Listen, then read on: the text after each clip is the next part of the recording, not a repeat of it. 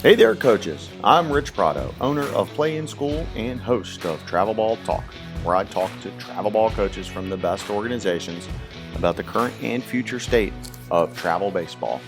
I recently had the opportunity to participate in a great conversation on recruiting with the Baseball Bunch, hosted by Jeff Lacey and Tyler Goodrow. The other panelists included Noah Sharp from the JUCO Baseball blog, Bob Havlick from #JUCO Route, Casey Dill from the Palm Springs Collegiate League, and Josh Rudd, host of Quarantine Coaches and College Baseball Tour YouTube shows. I hope you enjoy this episode of Travel Ball. Welcome back to the Baseball Bunch, where each week we get a bunch of baseball guys to talk about a bunch of baseball topics. My name is Jeff Lacey, and I'm joined by my co-host Tyler Goodrow with Goodrow Catching. Normally with us is Tom Oldham with Dynamic Velocity. He's not on the call tonight, but should have a fantastic show. We're excited about our panel. The last couple episodes, our focus has been on the NCAA's announcement in relation to spring athletes, Division I athletes, and how that is going to roll out, the effects that has. And I've had some fantastic guests. Our last one, we had a panel of 8 college baseball, Division I baseball coaches. If you have not had a chance to check out those episodes, please do check them out. It's a good listen for anybody that likes college baseball.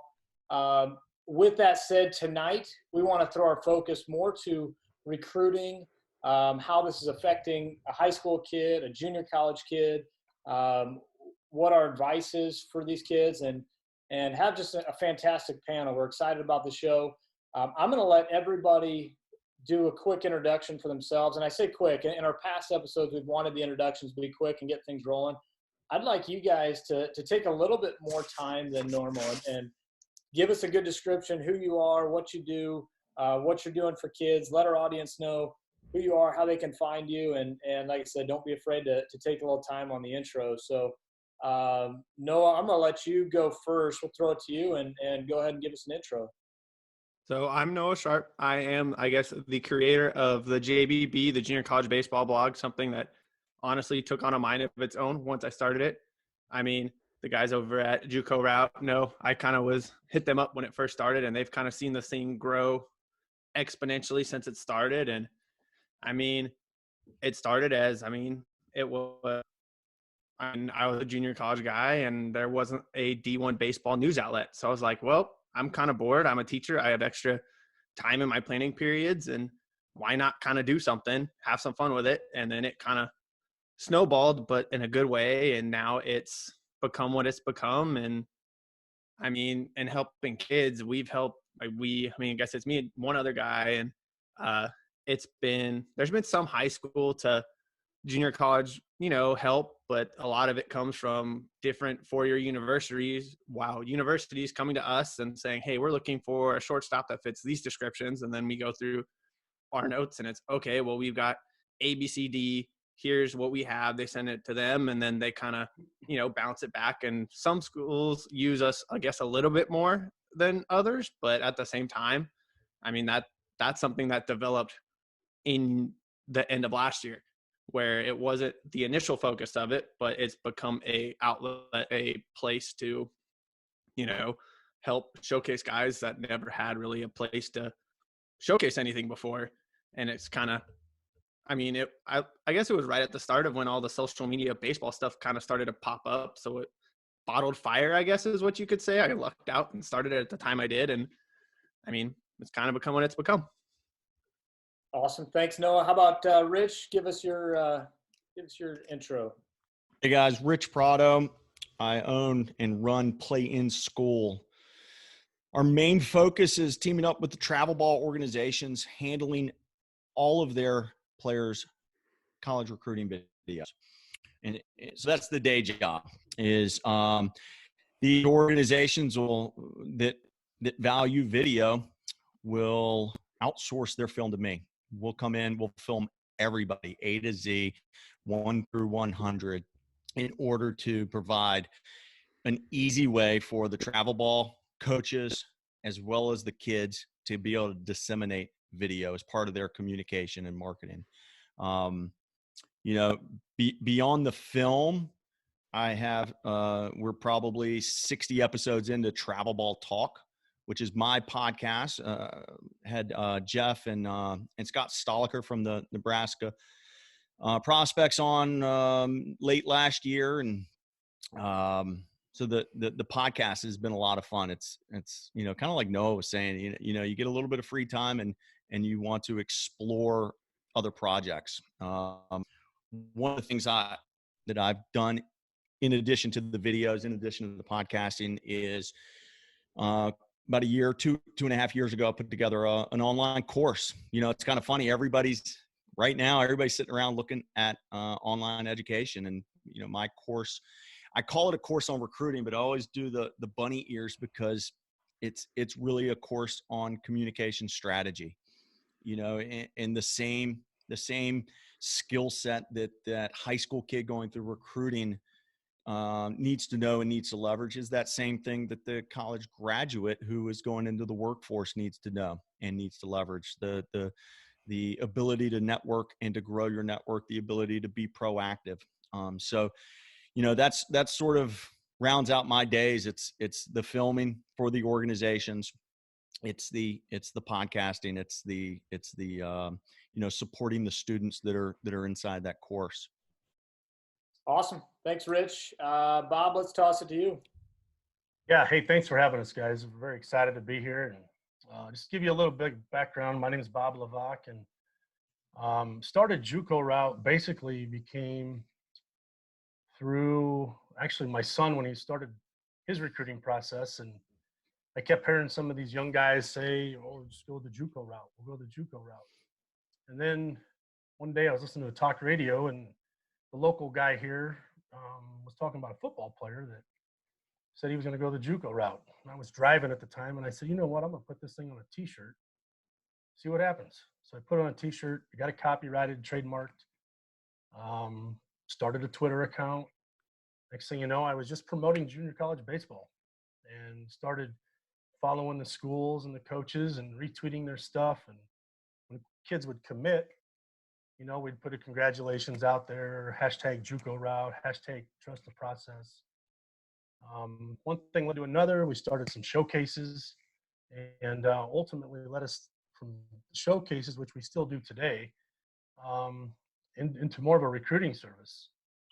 And the recruiting service has been exponentially just expanded here this last month or so, I guess, with the coronavirus. And I mean, we've been busier than busy just trying to help these kids and the coaches. I mean, everybody's kind of handicapped right now, and we're trying to help these guys get down the road and find a home for them. Awesome. Thanks, Bob. How about Casey? We'll go to you. Yeah, I do two different things. One, I'm the founder and director of baseball of the Palm Springs Collegiate League, and we're a league that focuses on player development and advancement. So different from other leagues, we're kind of looking for the small school guy, or we're looking for the uncommitted JUCO guy, and we take the stance that we want every player to get better at the end of the summer when they leave. And if they were uncommitted when they got here, we want them to leave committed when they leave. So it's a little bit different in other summer leagues where, the managers are trying to go out there and win every night. We're going out there and we're trying to let all of our guys get as much equal playing time as possible. It's a good league for red shirts that are, stuck behind upperclassmen, or underclassmen that are just stuck behind an all-conference guy. And it's an opportunity for those younger players to get on the field and play right away going into their next season, where, it's really easy in some of these bigger leagues. You can send a red shirt to some of the bigger leagues, and they may not see the field very much because the manager's trying to win every night. And those leagues have a lot of value in other ways. But our whole thing is we want every player to leave better than when they came. And if they came in uncommitted, we want them to leave, with a college program when they're leaving. And then the second thing I do, especially since all this stuff has happened, similar to like what Bob has said, college recruiting has just completely changed, and it's gone online and it's gone to social media.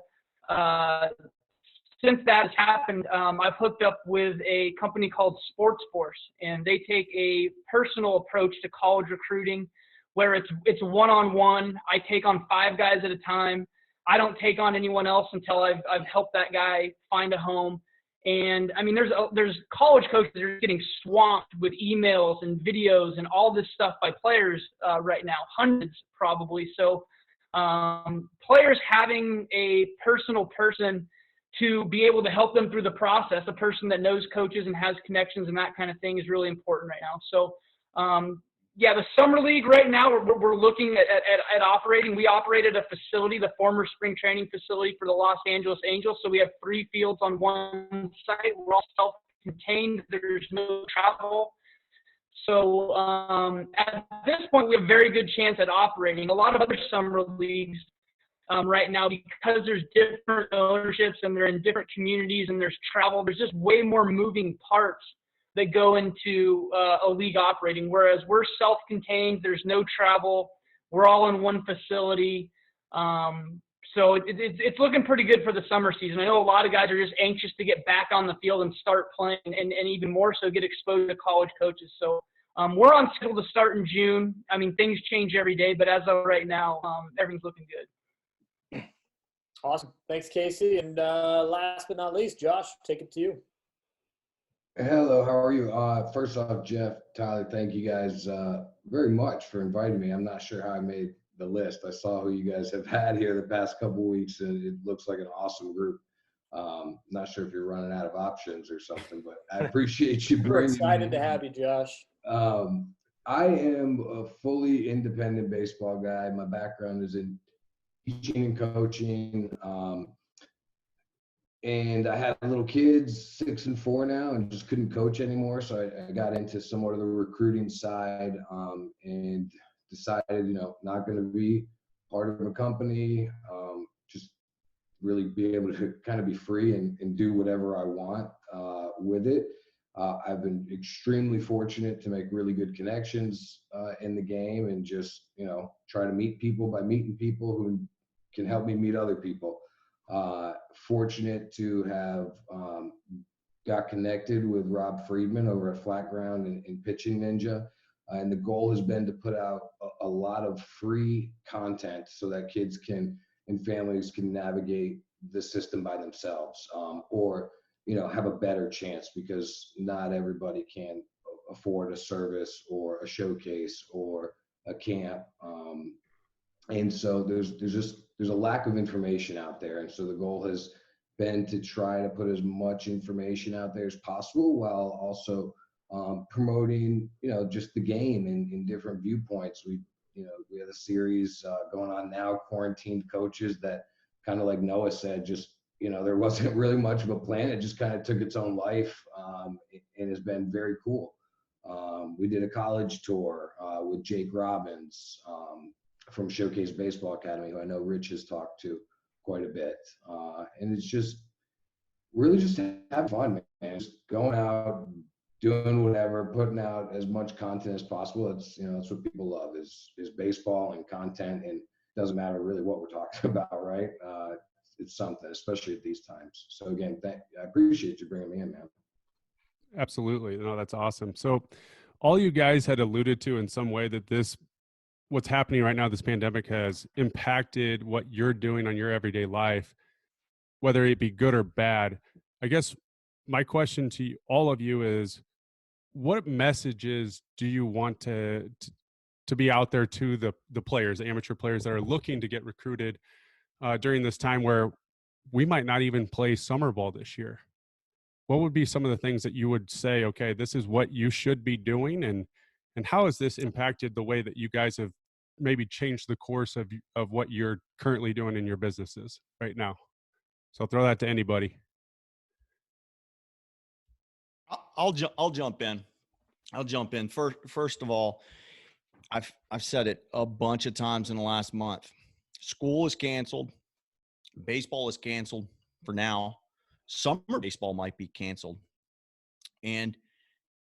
But recruiting has not been canceled.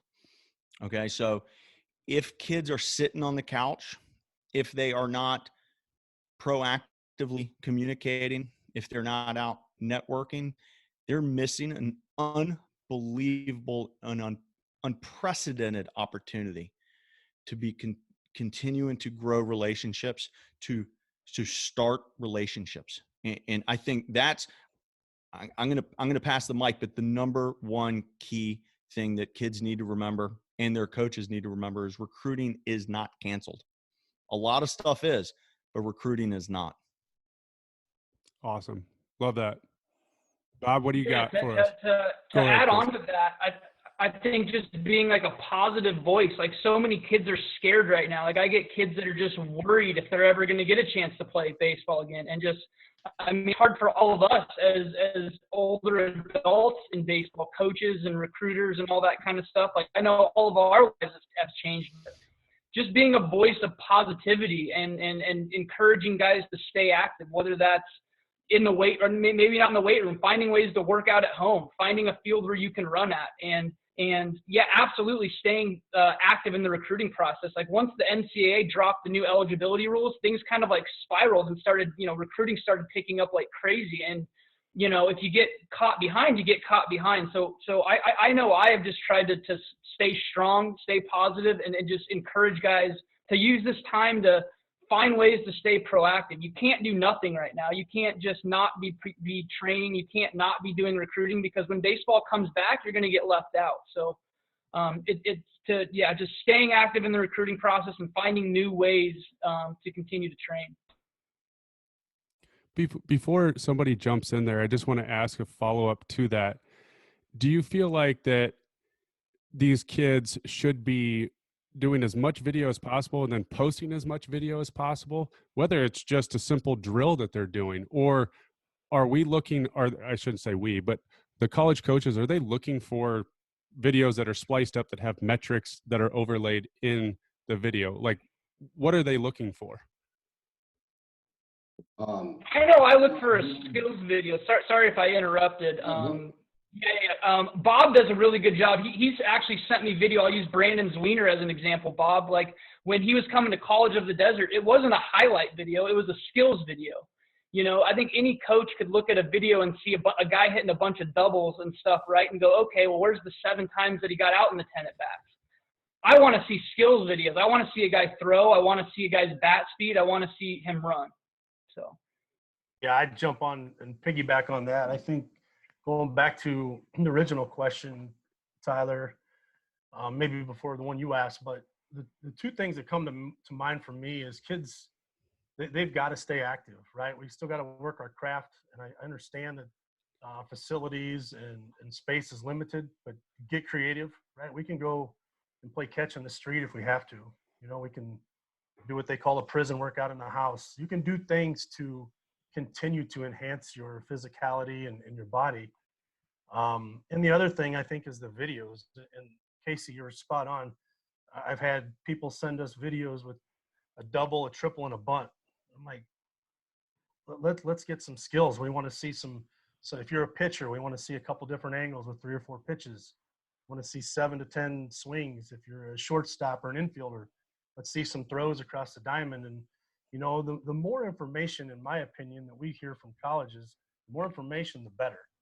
Whether it's the exit velos, it's across the diamond velos, whatever we can give those guys, because they're handcuffed. They can't have kids come on to their premises. We have to. Social media is huge for them, and I think the quality and the content of their video is so much of importance. No rap songs in the background, and music of any type for that matter. But sometimes you hear some of this stuff, and if I'm a 65-year-old coach, I'm thinking, what the heck are we looking at here?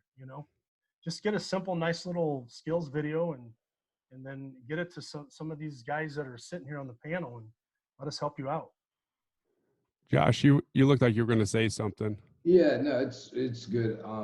You ask about the videos. Like one of the things I'm big into doing is I'm not big on answering the questions where it's like, what are the coaches thinking, or what are the coaches saying? Like, yeah, we have a place for that. I just am always feel awkward, trying to translate, because they're all different, right? And one of the things, shameless plug, is honestly look at the YouTube videos that we've been putting out, because your question is answered directly from a college coach. Like if you start to ask questions about recruiting, I'm telling you, going to the college tour, going to quarantine coaches, these are answers that you get straight from the coach, because there's no better place to get answers than from the guy who's actually doing the job. But to go back to your original question, you know, I hear just out there from everybody, you know, like I think everybody's being really positive and encouraging the kids, right? And that's number one. But what I'm learning is that we're not giving them specifics, right? We're saying stay active. Recruiting's not over. Go do this. But how do they get recruited is the question. Like, what should I be doing at this very moment to get recruited? Like, I get workout. What does stay active kind of mean, right? So for me, when you ask that question, I think it's completely different for everybody. The first thing is these kids got to know, who are they? And that's always number one. I'm pretty sure most of us would agree on that. Like, who am I as a player, first of all? If you're 2020, right now looks completely different than everybody else, completely different. If you're 2021 and beyond, based on what, you know, my conversations with coaches, you are in a stalemate. There's not much to do. Like, sending videos is great, and developing relationships, like these guys said, is the key. You're right, 100%. My suggestion to 2020s is different. My suggestion for 2020s is get out there, look at D3s, look at NAIAs. You know, there's a lot of those schools looking. For 2021s and past that, my suggestion is to sit down, go to collegeboard.org.com, go to Naviance, start to research schools and look for what's going to make you happy. Like, forget baseball, forget academics. Like, do you care if it's a military academy? Do you care how big the school is? Do you care, you know, is it a historically Black college, or is it a religious school? Start to research, start to build a list that meets what's going to make you happy, right? But then also, like, do your research into the team. Like, look at who's on that roster at your position. Go back and look at what they were doing at your age. Look on Perfect Game, look on PBR, look on these guys here who have those websites and video, you know, caches like Rich does. What were those guys' metrics on that team that you're targeting? Do they match up to yours or not? Because if you're way off, then you're targeting the wrong school. So I think right now, what everybody that's not a 2020, again, like 2020s are different right now. I think what everybody should be doing is figuring out, who am I? What do my grades look like? How much money do I have to spend on school? Where does my athletic ability fit?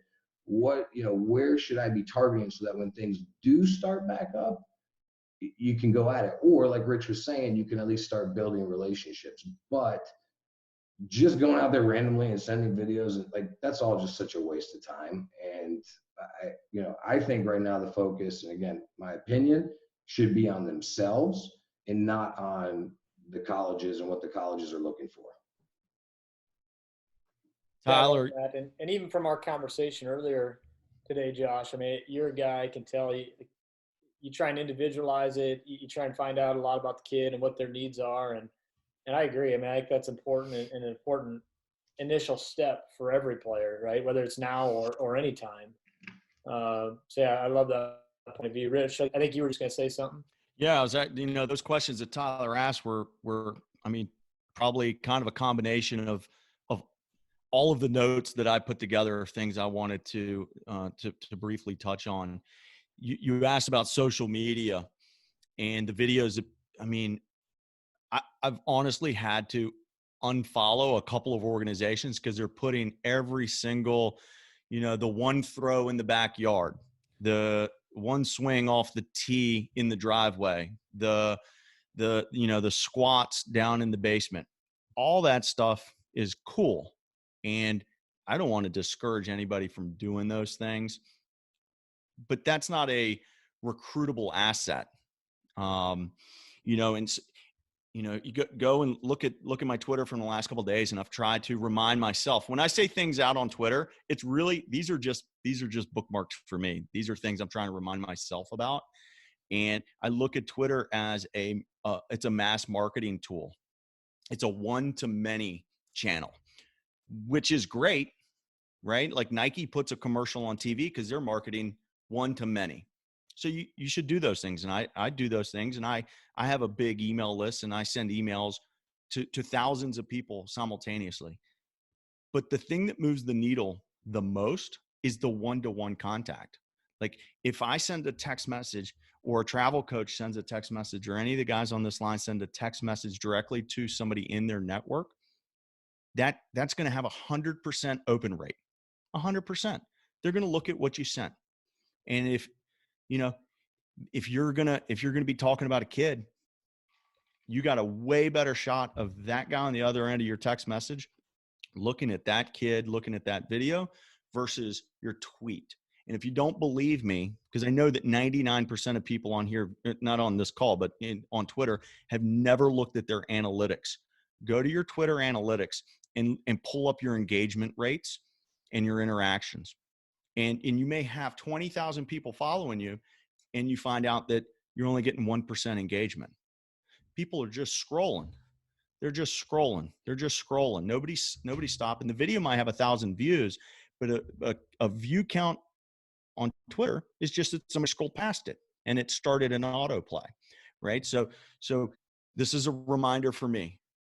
Stick to the one-to-one as my primary channel, and also do the one-to-many, the mass marketing. I don't want to forget that, but I don't want it to be my priority.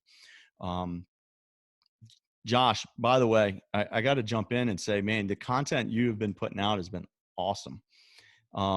Both this quarantine stuff the last couple of weeks, but also all the college tour stuff. So I appreciate you putting that stuff out. And I hope that Jake sees this too, because one of my favorite things over the last couple months, really since about the time that I had him on my podcast, was his mound visits. So if anybody doesn't know mound visits, anything you see on the college tour with me in front of the camera is Jake filming. Anything with me in front of the camera figured that out. Is me filming. It took me a little while to go, wait, they're always in the same place. What's going on here? Yeah, I'm super happy that he came along, because he's obviously, I mean, he's a legend in where we are at in Charlotte, homegrown boy and pretty boy. I don't care. I hope he watches this, and just for him to be a friend of mine when I moved up here, and like nobody wants to be a friend of yours. Like it's so ridiculous how territorial the baseball community is.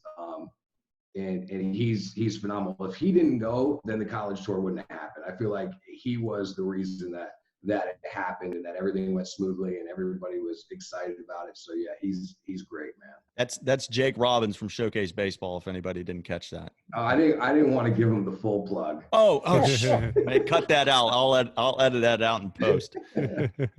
No, I love what you were saying there, Rich, and it came up on our last show with the Division I coaches and how important those relationships are, because right now they just can't go out and watch guys play. Like that's how they usually recruit, and that's what they like to do, right? Is go watch guys and see them in action.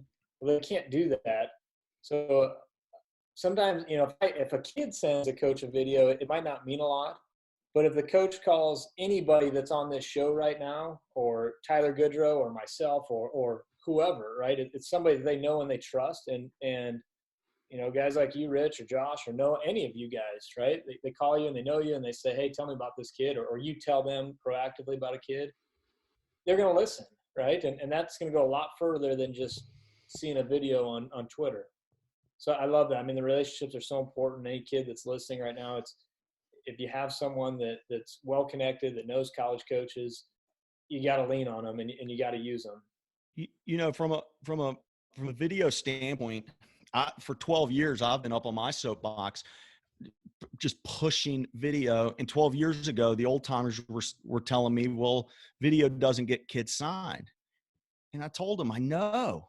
And resumes don't get you hired either. If I send my resume to you, you're not going to hire me off a piece of paper.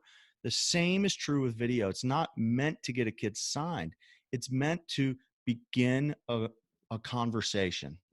And when the travel ball coach has a film of a kid, you can skip past he looks like, because the coach can see it. And now you can move the conversation further ahead to let me tell you about him in the dugout, in the locker room, in the classroom, let me tell you about mom and dad's background. And though the college guys can look at the swing and see, does it work or does it not work?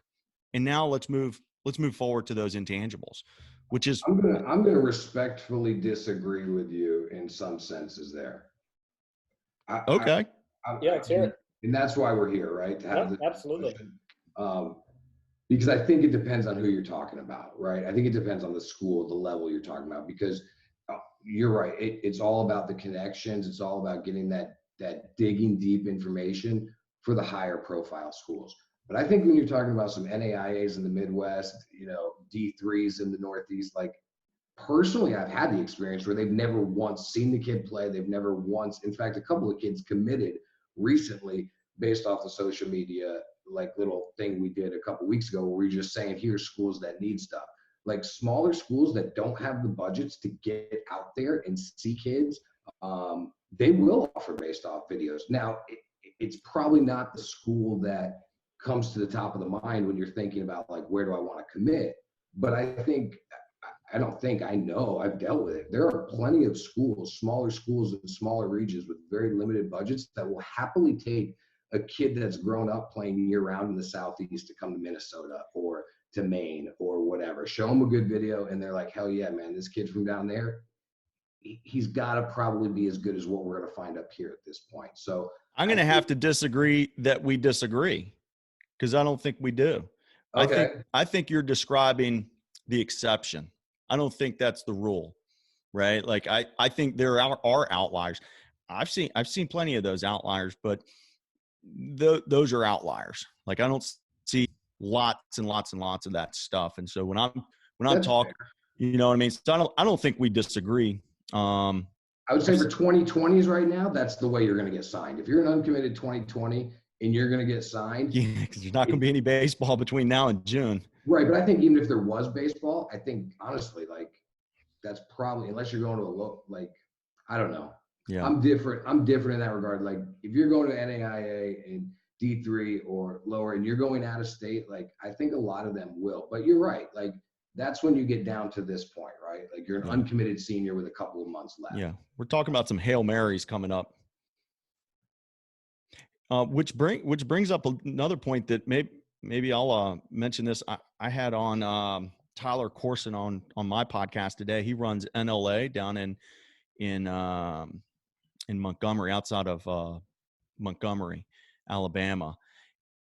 And one of the things I think we're going to see because of this mess that we're in is the JUCOs are going to get flooded with talent. For sure. And so, and Next Level is an academy. They do their own academic programming for high school kids, but they also do they offer spots for postgrads, which is going to be an interesting thing because we may see some 2020s who are in limbo, who maybe just decide to reclassify or do a postgrad year. Have y'all run across some kids where that's coming across their sort of mindset right now? So on our show a couple weeks ago, this was, I think, right after it broke, I don't know, 3 weeks ago, we had a coach from Georgia on our show, and he was saying that he had gotten, and all the coaches in Georgia had all gotten all of this email from this brand new startup postgrad in the middle of Georgia. It was going to be next year was their first year going, and that kind of sparked us in a conversation of, well, there's, you have the IMG, you have TCS in Texas, right. You have NLA, but then there's a couple others. There's a Minnesota one that just started up. There's another one in Texas. But next year, if you're not kind of getting what you're wanting to get and you're wanting to kind of save eligibility, then it opens up that whole – it's a whole – I mean, I would have been a perfect example for it back in my day. I was an undersized person. I didn't grow until I turned 20. Like, it would have been perfect for me to get another year playing. But once I found out about them, but I mean, that was 9 years ago. So, but now it's a perfect example for people that are wanting to play, but there is really no shot to do it because everyone's filling up. And so now there's these postgrads. Oh, what's a postgrad? Oh, and then you kind of dig into it. You can take classes, but then you can also just work on your baseball development and those coaches and no coaches. And the more I've found out, the coaching world is super small when you get to know people. This person puts you in touch with this person, and it just kind of trickles down. But I think the post grad is going to be a huge benefit this upcoming year. And then with the junior college recruiting, anyways, from a lot of the coaches I've talked to, I've had guys that are like, hey, I'd like to get in touch with this guy. Well, then they're like, we're still trying to figure out what we're doing, because we don't know even if we have our sophomores coming back, if we have this D1 coming in, if this redshirt sophomore can come back that we want to come back, or if he can't come back, which that's the redshirt sophomore. The sophomores is a whole nother crazy thing that I've kind of dug into and discovered. That's a whole nother topic for a little bit later, I guess, but it's going to be interesting to see. But post grad is going to be really interesting. I think as people kind of talk down, it used to be JUCO route, like, oh, I don't really want to go JUCO, but now it's like, oh, these post grads, I don't really know, it's not going to do anything. Well, there was the one, I mean, shoot, TCS had one. They had a guy go from TCS to Howard and then was taken in like the 5th round the year after. So, I mean, they work.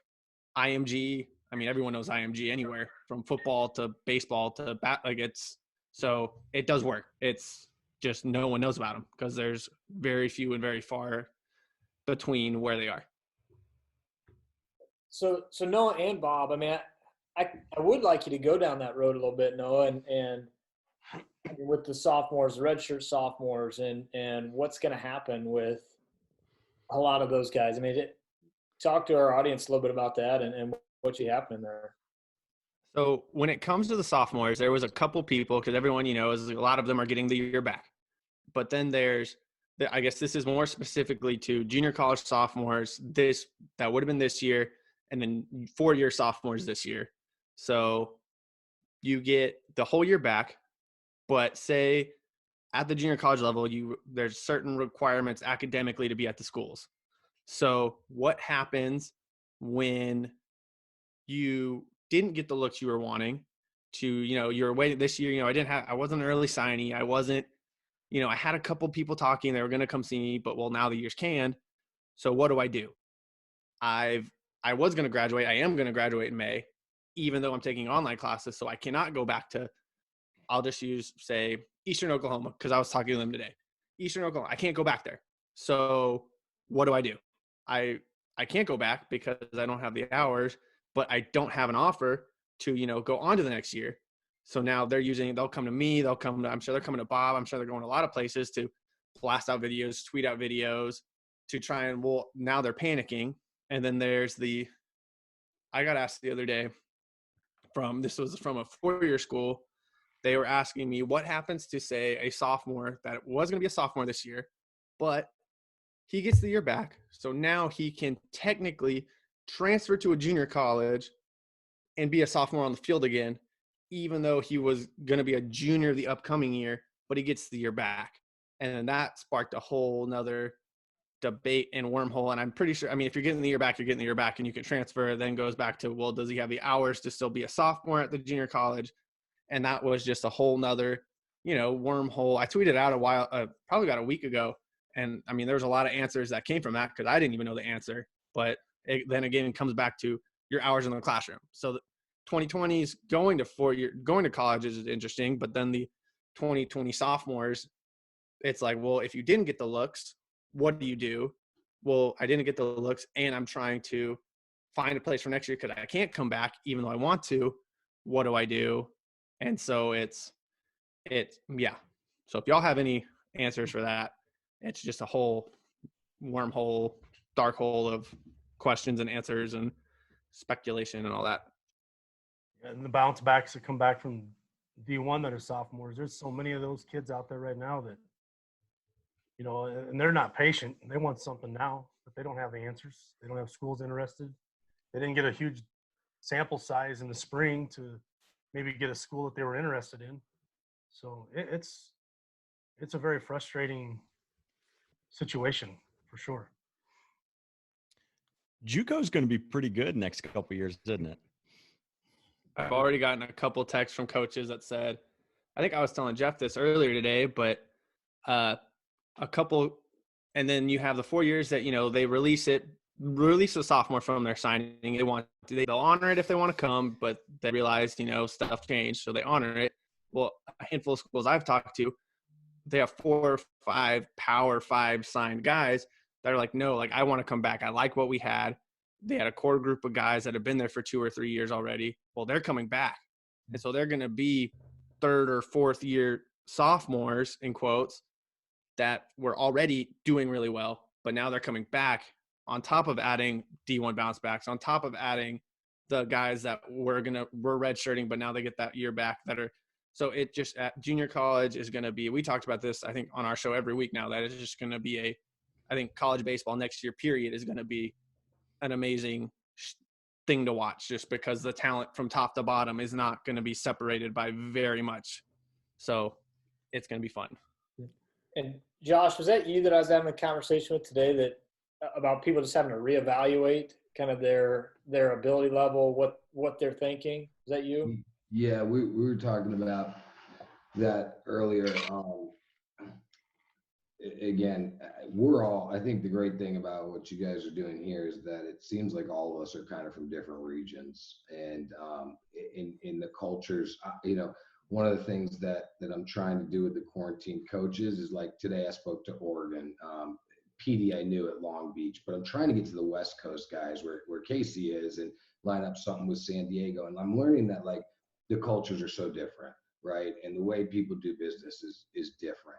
So I can only speak from where I'm from and really who I'm in touch with. But from where I'm at, it is time for everybody to reevaluate. What's essentially going to happen is everybody's getting knocked down a level, more or less. Like, that would be the safest way to think about it. So here's one of the things that I'm talking about with some guys.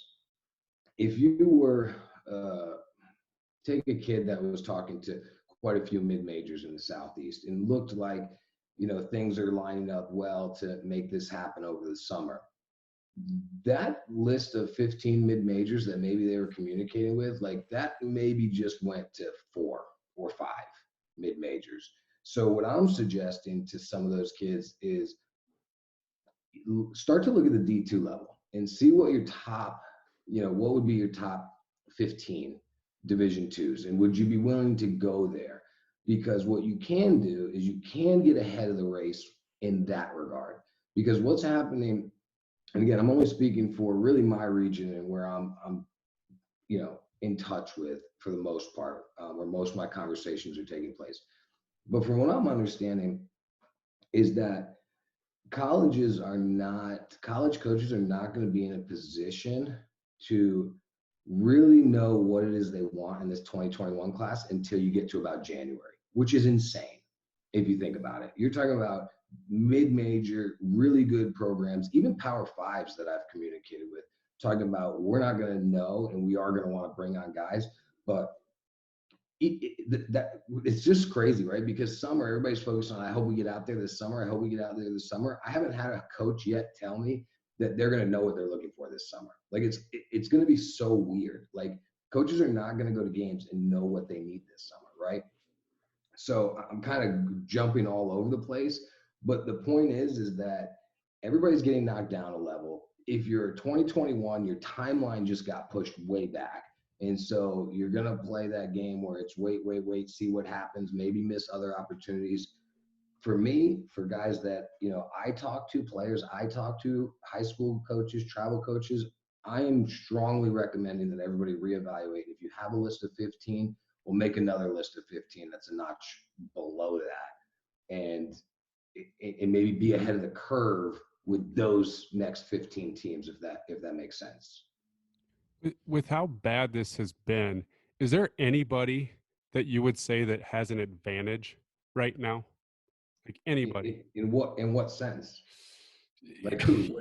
College coaches, colleges, high schools? Like, yeah, I mean, either one. College coaches, high school coaches, players. Is there any class that you would say right now you have an innate advantage right now because either you're starting over or something? Is there anyone in particular that you could say, hey? I mean, I don't know what these guys think, but I can't find anything right now that's positive with the whole virus around the world, including baseball. Did the NCAA, are you listening? Did y'all jump to a decision in order to not hurt people's feelings today, because what it feels like it's going to happen is we're going to be in a mess for 4 years. For 4 years. Like I keep talking about these college seniors who are going to stick around, and some of them absolutely should. And my opinion, some of them shouldn't. Some of them should come on, join us in the real world. What about these high school seniors? I got a text from a kid. He's committed to a pretty good school, D2, up in the Northeast, with his incoming class and the 9 out of 12 seniors that have already indicated that they're returning. Like, first of all, that school had 12 seniors. Like, that's pretty good retention. 9 of them have already indicated they're coming back. 49 players will be stepping onto campus in the fall. That's crazy. That's crazy. How do you handle? But guess what? It's going to be the same thing next year. And like, I don't know, man. I don't envy the kids who are in those positions. I don't envy the college coaches who are going to be making some tough decisions. Like it's all good now. NCAA made everybody happy because everybody feels good. We were going to give you a year back.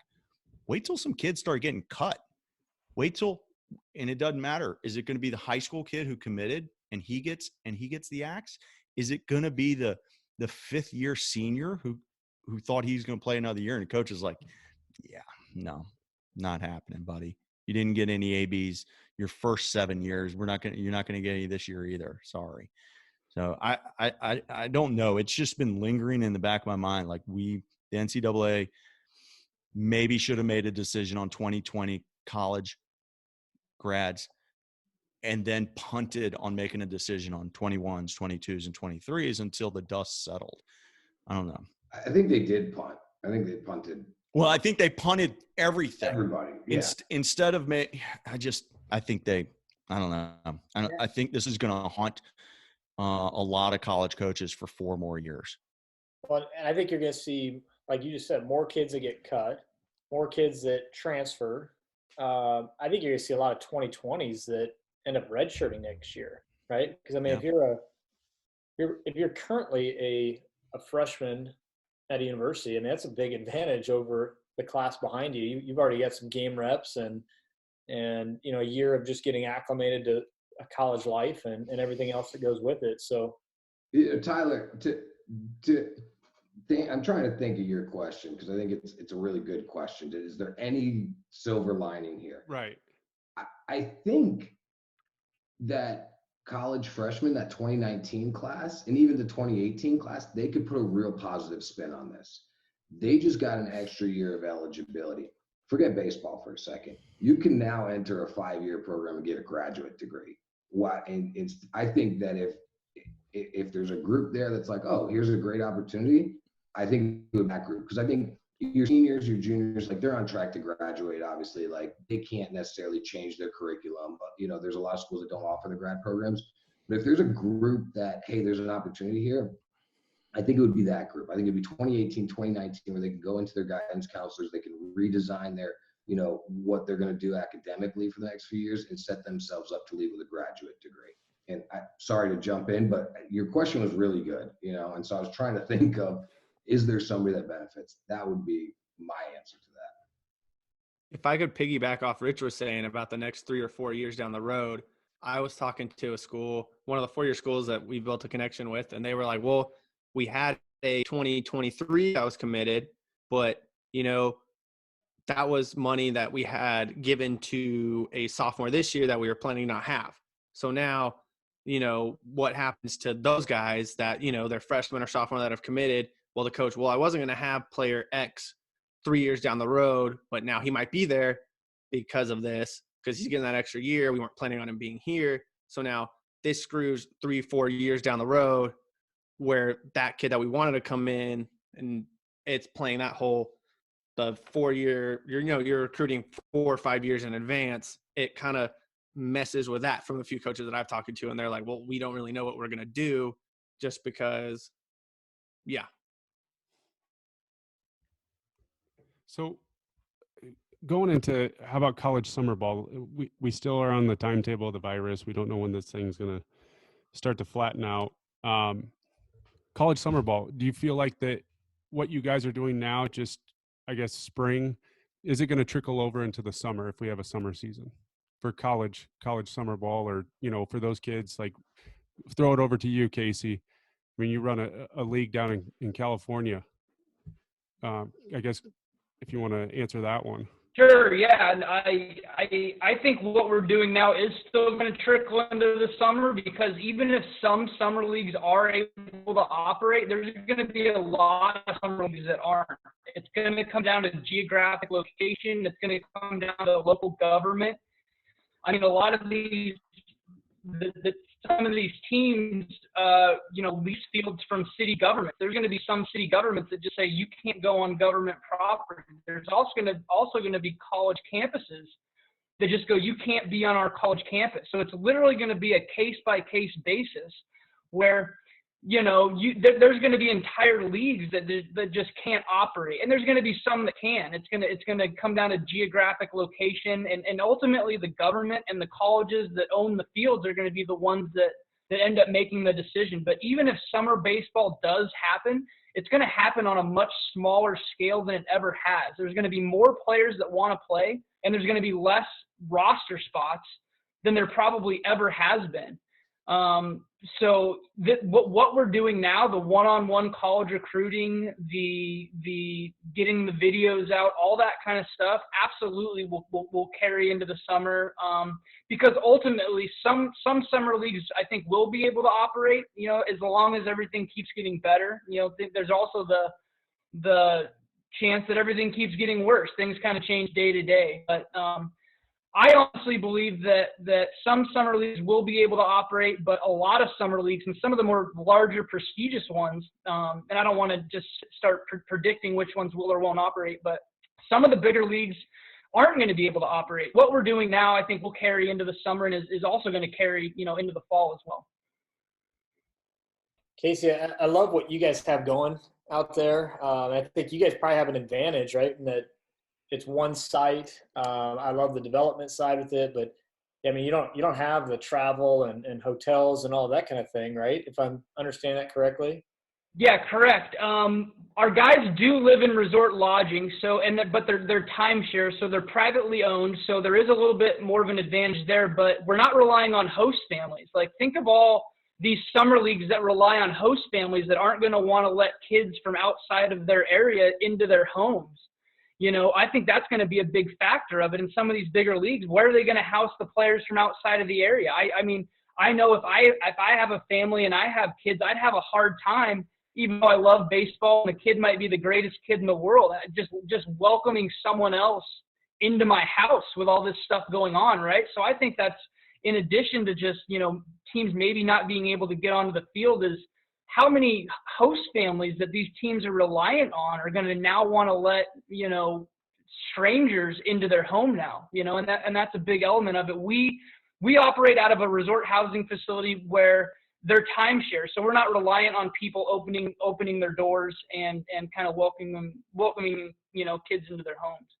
Well, I think the other piece to that is not only will the host families maybe be hesitant, but also if I'm a parent of a college kid, do I necessarily want him going and staying with another family that I don't necessarily know anything about, or what their activities are? And so I think, or even a college coach, right? I mean, I'm just thinking out loud here, but if I'm a college coach, do I want my guys going and boarding up with random families that we don't know what all is going on? So yeah, I mean, I think there's just a lot of uncertainty with that. Yeah. And then the other advantage we have is, and Bob's son actually played in our league last year. He kind of got to see it firsthand. Our lodging and our playing facilities are all within about a quarter of a mile from each other, maybe half a mile, maybe a little bit longer, but there's no travel. So we're not reliant on another city government, or we're not reliant on another college allowing us onto their campus. We just need our local government here in Riverside County, and there's been no restrictions put on us yet up until the start of our league that's saying that we can't operate out of the one facility. I also think it's very encouraging to see that Major League Baseball is trying to operate in May or in June and in Arizona. And they're doing a similar formula where, they're going to move everyone to one location where there's not a lot of travel. And they're also talking about, okay, well, players got to stay 6 feet apart from each other. They're talking about no fans. They're talking about putting players in the stands, having them sit away from each other, having players in the clubhouse. So there's all these different things that I love to see that Major League Baseball is doing it. And I love to see they're doing it in Arizona, which is only a couple hours from where we're at, but with a similar climate where it's going to be 110, 115 degrees. So we do have a lot of advantages. But just like anyone else, we're hoping for the best. You know what I mean? Right now we're in the clear and we're planning on operating as normal, but things change every day. But we do have a lot of advantages just in the way that we operate given the circumstances. So I know we briefly touched on what the amateur or the high school guys could be doing right now, or the JUCO guys could be doing right now, as far as getting their name, their information out there. And we said, I thought it was great, creating that relationship.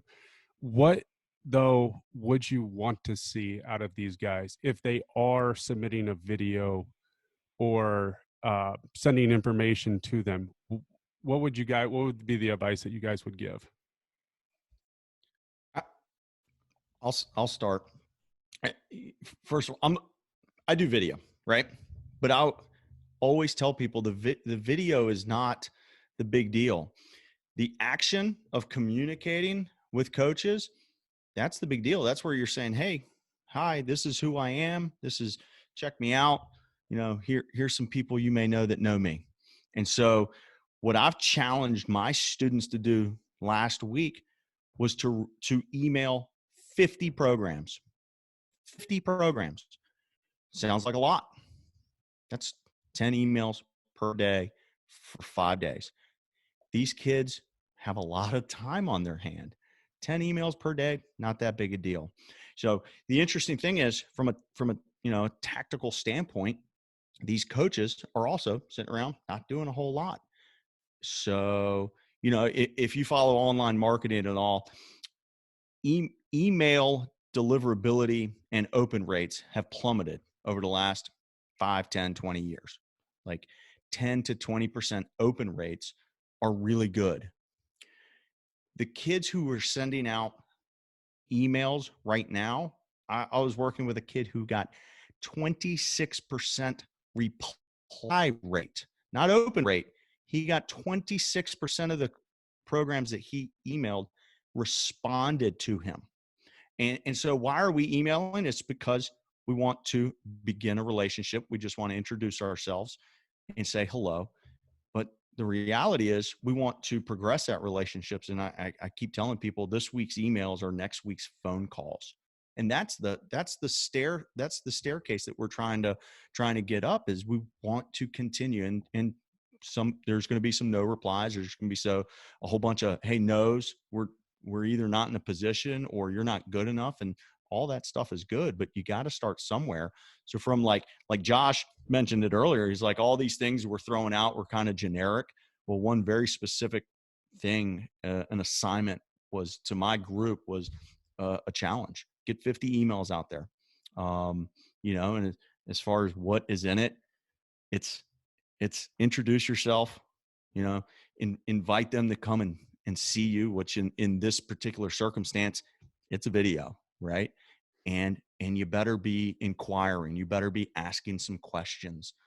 And the reason is you want to begin the back and forth. And sending open-ended communication is strategically, it's not a great way to promote a coach hitting the reply button, right? It's when I'm talking to kids, this is a silly example, but when I'm talking to kids, you get down into their heads and you say, hey, imagine this. And this is an example of an open-ended statement. You're walking down the hall, you see a pretty girl and you say, hey, you're pretty. That's an open-ended statement. It has a period at the end, versus, hey, you're pretty. Do you want to go out with me on Friday night? That's a question. And now the girl's probably going to say no, but at least you got some sort of reply. You got a response, and you got to give college coaches an opportunity to hit the reply button. And that's And that's why students are getting over 25% replies. Like, I wish I got 25% replies. It's just, it's astronomical to see. Coaches are sitting around, they're not doing a whole lot. They're on their phones or on their computers. It's I'm like the gonna perfect time. I'm What's gonna that? piggyback. I'm gonna piggyback.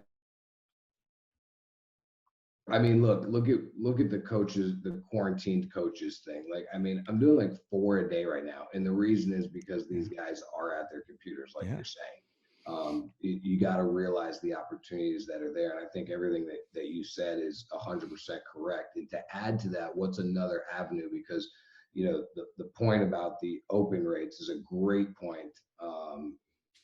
So where can you get more engagement? And it really is social media. You got to tell these kids right now, all you have to do, like, it's like this isn't hard. This is the million tip that I tell people, right? That I tell kids.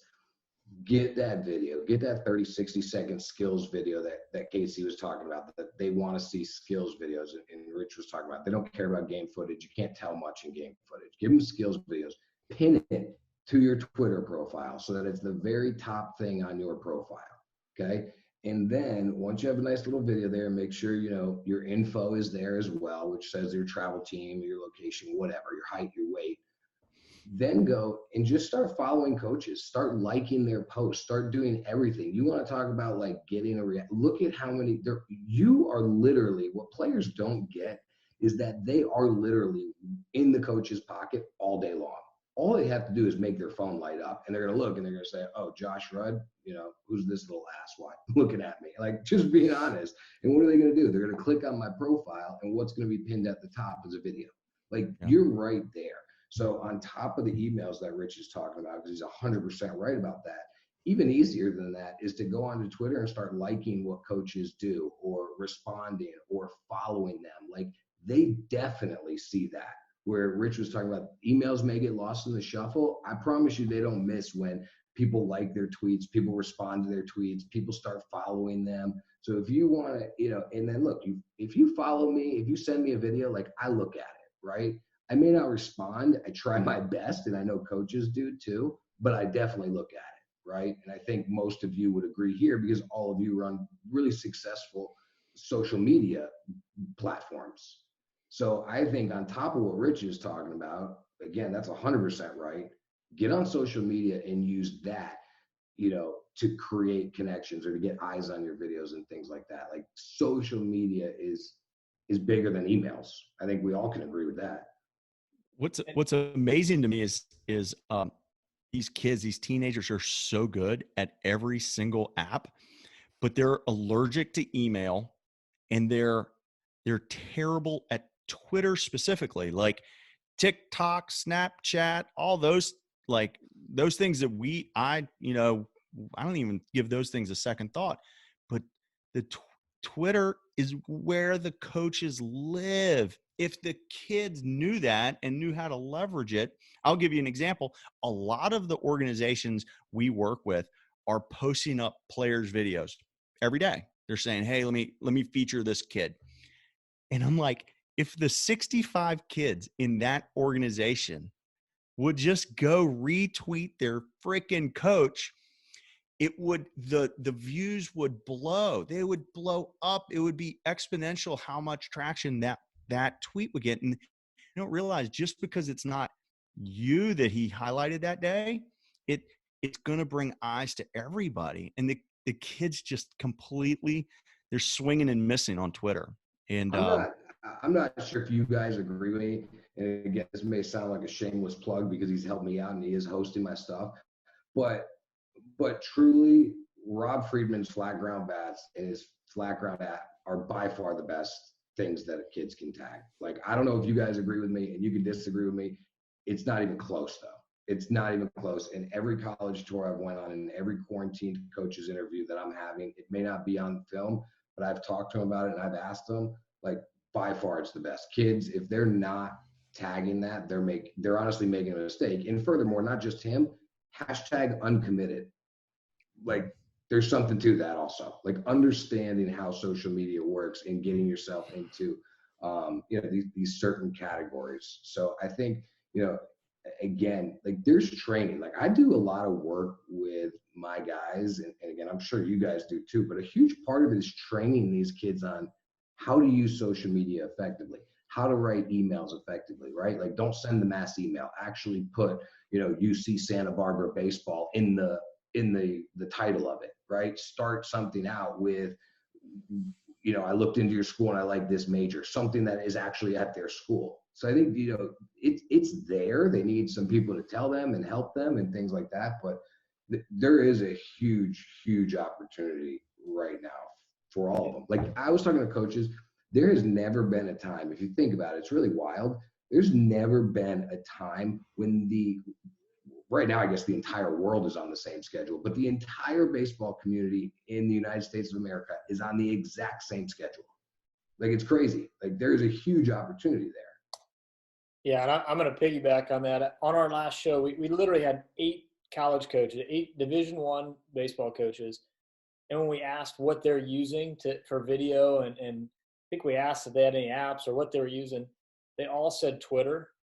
And I mean, we're talking SEC schools. It's like they're using Twitter to look at video, to see kids and what they're doing. And like you said, I mean, this is an unprecedented time where kids are never going to have this much access to college coaches and where they're going to have the time and where they're going to be engaged and wanting to see video of kids like they do now. So, I mean, if kids aren't using Twitter, if they're not using video, they're doing themselves a disservice. I think the other thing, real quick, just to piggyback again on some of those thoughts, something we tell our guys with email and Twitter and making sure you're being smart about that. Little things like if your email is bigdog6969@gmail or something, college coaches don't like that, right? That's an instant turnoff. Like have something generic. Have your name, whatever. Don't be the cool guy when you're setting up your email address and when you're sending stuff out to coaches. And then even with your social media, they're going to look at that stuff. If you're posting at 2:00 in the morning and 3:00 in the morning and doing that kind of stuff, they're going to notice, right? I mean, it's these little things that I think to all of us probably seem obvious, but to some 16 to 18-year-old kids probably isn't obvious all the time. So No, I'm laughing because Rich in the chat box said that's my email address. 969. dang it, it's already taken. You know what? I can't even right now. I'm just looking at Rich laughing. I think also one of the things I talk about a lot, if a kid reaches out to me, and I try to act when looking at potential players that I may work with, I try to act like the college coach, right? And again, I'm sure all of you do, especially, like I'm not a big fan of recruiting services. That's not a secret. I think what these guys here are doing, and I talked to Andrew at Sports Force, like Casey was saying, like only taking on 5 guys is different than a normal recruiting service, and it is all about that personal thing. So I think these guys are probably doing this stuff, but for anybody who isn't doing this or doesn't have it, when it comes to social media, it's a huge thing that I'm working on with my guys, right? And if a player is coming to me and is like, hey, can you take a look, right? Like, yeah, I'll click on their social media. Most kids aren't stupid enough to be sitting there with a vape pen as their profile picture. Now, some are, most are not. What I'm going to do more than look at them is I'm going to look at their pictures and I'm going to see who's in your pictures, right? So if Rich is in every picture with me, okay, eventually I'm going to click on Rich, right? And I'm going to see what do Rich's pictures look like when I'm not in them, if that makes sense. Because if every picture of Rich, who's obviously one of my best friends, he's high as a kite or drinking a beer or smoking a vape pen, I damn sure know that you are also there. The only difference is you're the one taking the picture instead of being in the picture. Don't hang out with Big Dog. I think kids miss that point a lot. Right. They don't realize, and we always tell them, right? Adults are always telling them who you out with, blah, blah, blah, blah, blah. Yeah.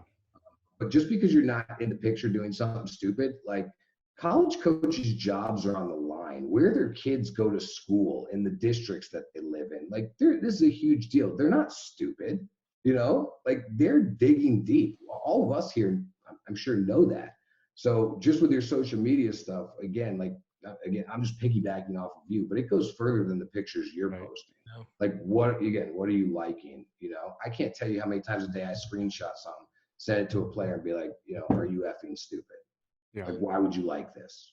Like, It's their it shows online resume. you just liked this. No doubt, Tyler. It's their online resume. I mean, that's what it comes down to.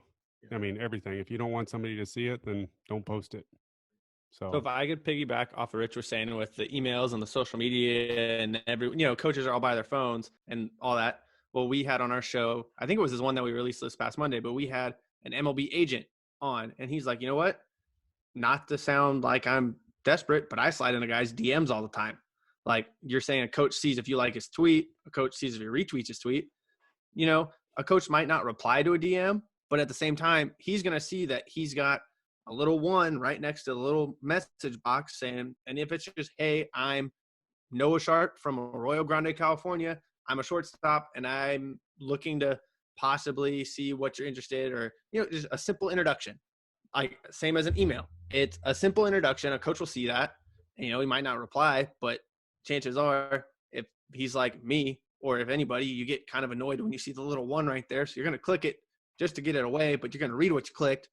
And so he'll read, oh, okay, simple introduction. And then, chances are you're like, wait, oh, well, I do need a shortstop, or I'm looking, and he might go back to that. And then simple interactions go that way just as much as an email, and it might not get as lost as an email, but chances are it gets opened because a coach doesn't want to see the little one that's there not keeping his phone. I mean, I'm a little ADD like that, or OCD, whatever you want to call it. But yeah. What the essence of that is trying to create name recognition, right? Like you look at the biggest companies, the biggest brands in the world. There's a reason they're putting their commercials on every hour.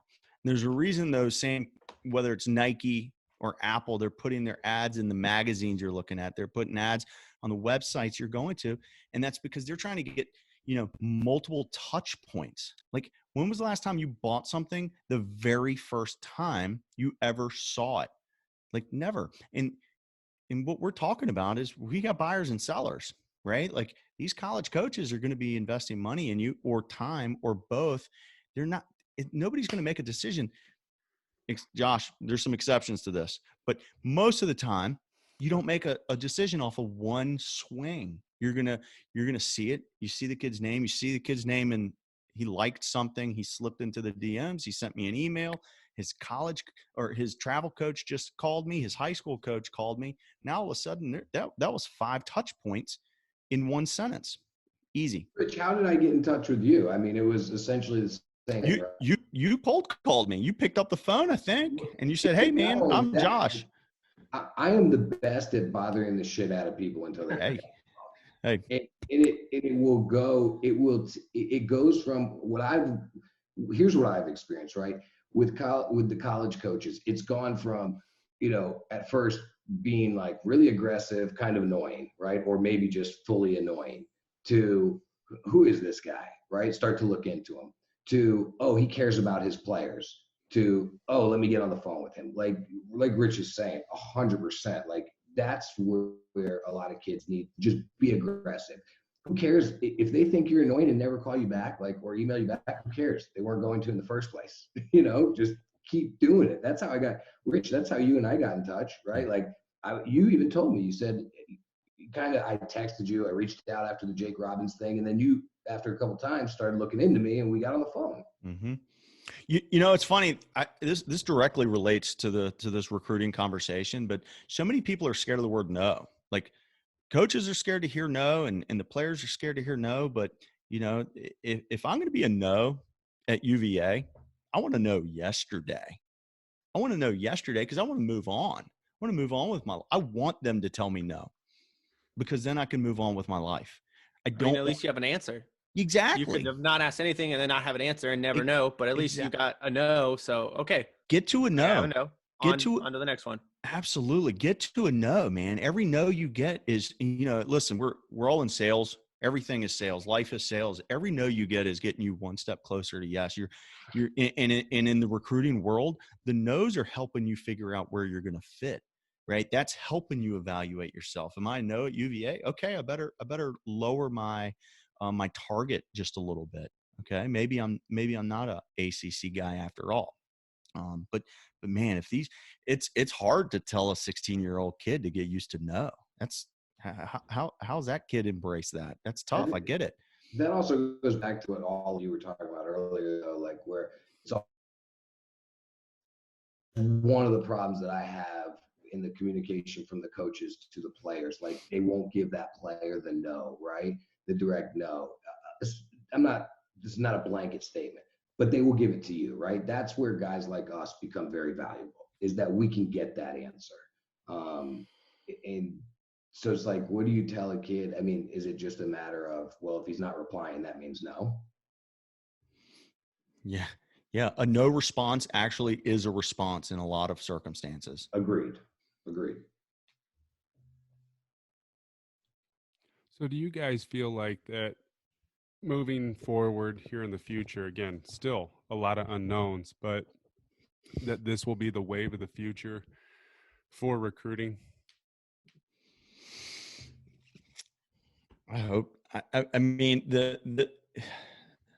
I kind of don't want to hear the word Zoom again for about a year, right? Like this is, I want to get out to a baseball field in a really bad way. It's virtual school. I'm on Zoom all day. This is what I do. Up in my world. Yeah, that's true. You know, so I've been preaching the video, the emails for over a decade. It seems like, you know, and I told Rob Pitching Ninja the other day that it seems like when his stuff caught fire, that all of a sudden people like discovered video, and I'm like, well, you know what? I'm glad they finally did. You know, and hopefully people begin to embrace it. While we've been shut down, you know, I work with organizations. They have me do film for their entire crew. Those guys are actively marketing their players as we speak with film, not just picking up the phone and saying, he looks like, no, here's his film. Most organizations do not have up-to-date film of all their players right now. And I hope that's a lesson learned, because as harsh as it sounds to say, I don't think this is going to be the last time we go through a scenario like we've been through in the last 3 weeks. Like I would say we should almost expect it, but regardless, it's 2020, and being able to put a film in a college coach's inbox or text message that's 2,000, 3,000 miles away is expected, isn't it? Well, what was I don't understand. What was the question exactly? Like, is film the future of recruiting? The technology, I think, right? Technology, yeah. Well, I mean, for me, I'm a little bit north of KC, so I'm Central Coast, but films help. I mean, it's helped in a lot of ways. I mean, tell me if I'm wrong. It's a little bit before my time, but you used to send a video set or a DVD of you doing at bats, pitching, whatever, to 100 coaches, 200 coaches, whatever, and you're paying whatever it is to, you know, make all those copies. Well, now you can record it on your phone, which is basically what a studio was 15 years ago, and then put it on the internet where there's, I don't know how many users on Twitter, but there's a lot more than 100. Yeah, and then exactly. It goes to all that. I mean, I've been in touch with a coach up in Northern California, and, you know, he sends me a video. Hey, this guy's looking for this. And then all of a sudden I get a text from a coach on the East Coast, like, hey, I'm looking for this. And I was like, well, I just got this video. I haven't really gone through it, but I know the coach. We built this, you know, rapport. I trust what he's telling me. So now I'm going to send you this. And then lo and behold, I get a text a week later. Yeah, came on a visit. He loved it. He's committing. And I'm like, oh, okay, cool. Like, I never thought I would be in this situation, but I just helped someone that I've never met before. And I mean, it's like a little bit of joy for me. It's like, okay, that's kind of cool. And I kind of laugh about it. Like, this is kind of funny that I'm in the situation I'm in. But I mean, I'm helping someone that, I mean, doing something I wish was there 9 years ago when I was in college or playing or all that. Yeah, it's and a little smaller. to add on to that, I'm also in a assistant coach at a junior college here in Southern California, College of the Desert. One of the biggest things I do is not only bringing guys in, but moving guys on. And I would always encourage my guys to have video. You know, like I want to try to find my guys a place to play, whether it's an NAI in the Midwest or Division III on the East Coast.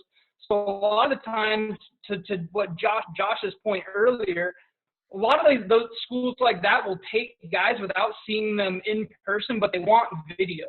So this was something I was kind of doing before this whole quarantine thing happened, was if I'm going to help you move on, you got to have video. Because if a coach at these small schools don't have the budget to come and watch you play, the video is where they're going to get it. So video isn't something that's just happening now. It's becoming more relevant than I think it already was. It was something that I was encouraging my guys to do, you know, even before this stuff happened.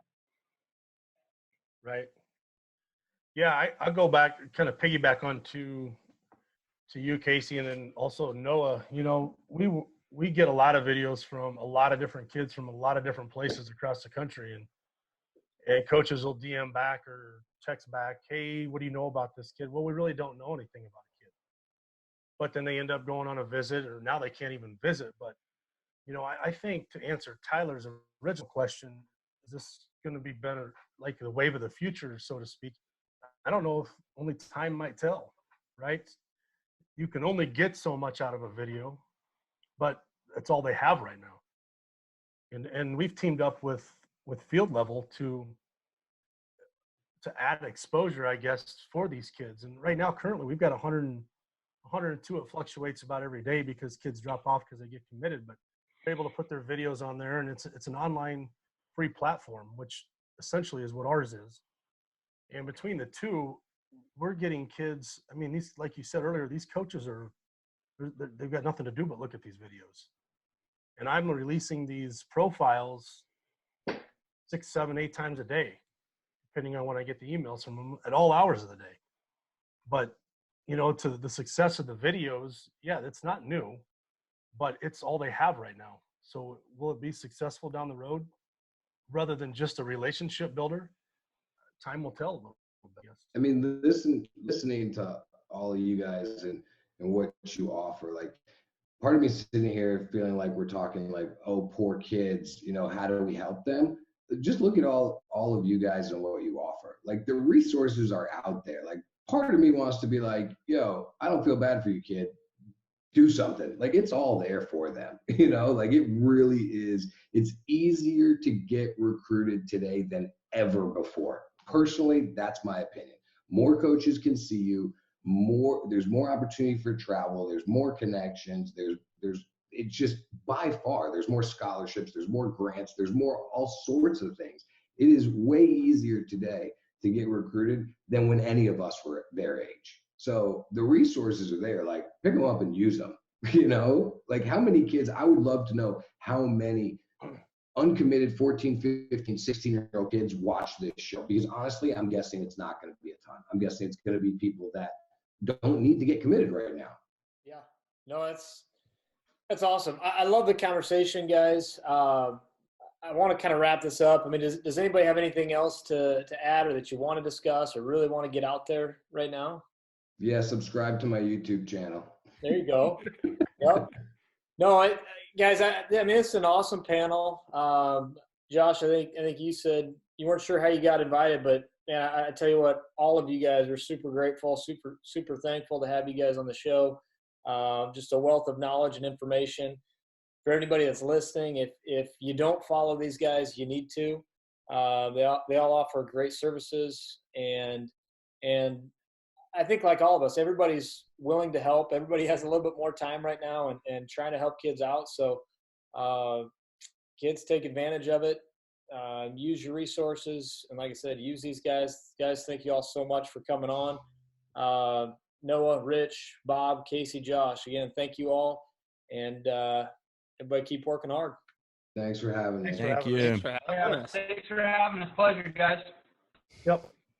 Night. Stay safe. Wash your hands.